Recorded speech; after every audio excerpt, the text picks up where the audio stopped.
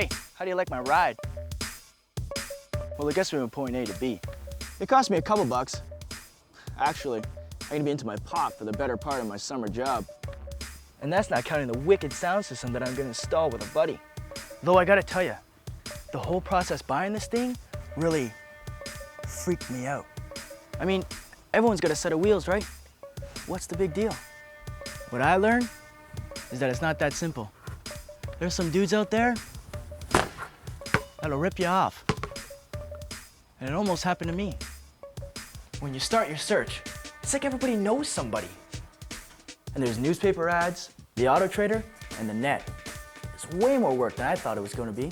I ended up with someone who ran a catchy ad, and he seemed like a cool guy.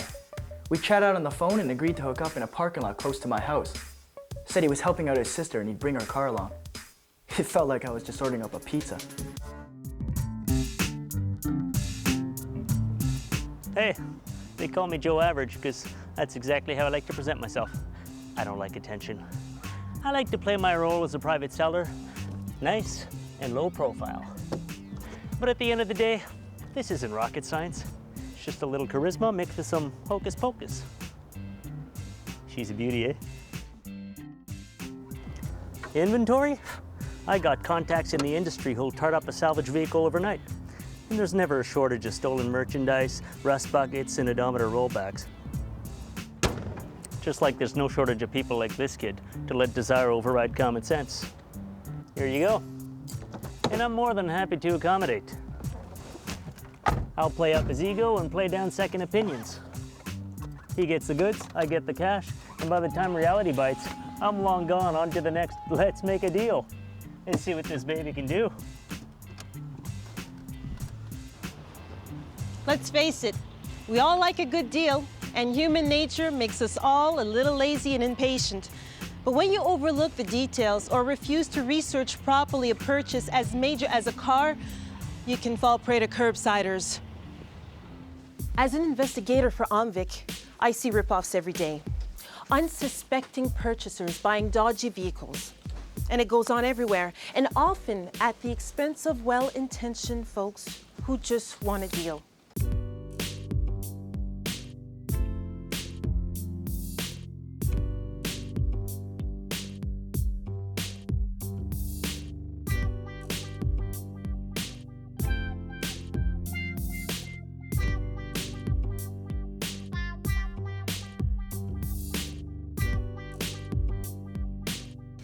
Knowledge is power.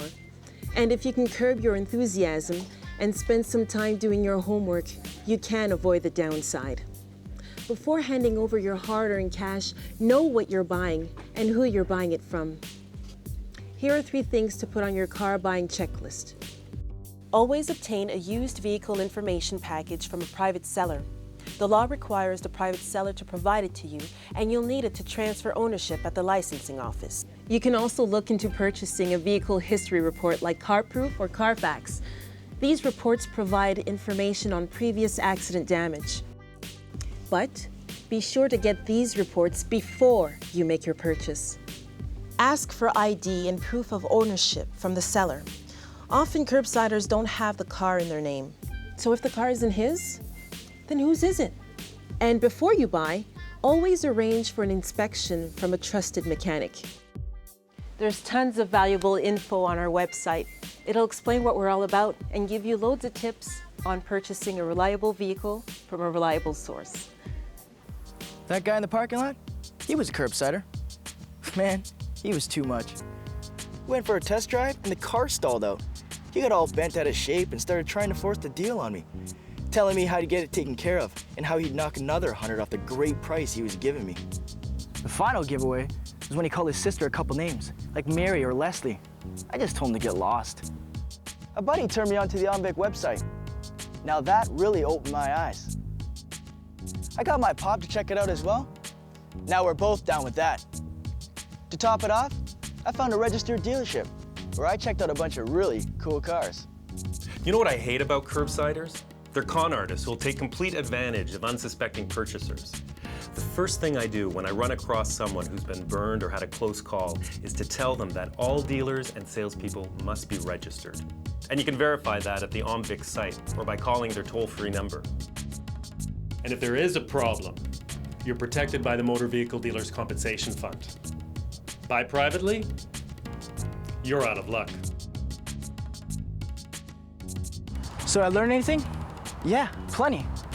Like a too good to be true deal is just that. Too good to be true.